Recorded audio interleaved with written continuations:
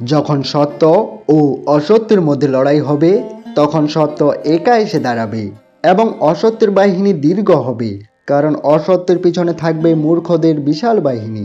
শব্দগুলো কেবলমাত্র এই পরিমাপেই বলা উচিত যে তোমার যদি সেগুলোকে ফিরিয়ে নিতে হয়, তবে তুমি যেন অসুবিধায় না পড়ো। একা থাকা তোমাকে এটা শেখায় যে আসলে তোমার নিজেকে ছাড়া আর কিছুই নেই। যখন পরিবারের সদস্যদের অপ্রীতিকর বলে মনে হয় এবং অপরিচিতদের নিজের বলে মনে হয়, তখন বুঝে নেবে ধ্বংসের সময় শুরু হয়ে গেছে। রেগে গেলে চিৎকার করতে শক্তি লাগে না, কিন্তু রেগে গেলে চুপ থাকতে অনেক শক্তি লাগে। যা তোমার তা তোমার হয়েই থাকবে। সারা বিশ্ব সংসার এক হয়ে গেলেও তা ছিনিয়ে নিতে পারবে না।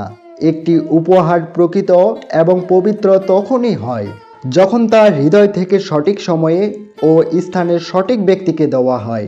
আর যখন উপহার দানকারীর ব্যক্তির হৃদয় সেই উপহারের বিনিময়ে কিছু পাওয়ার আশা না থাকে।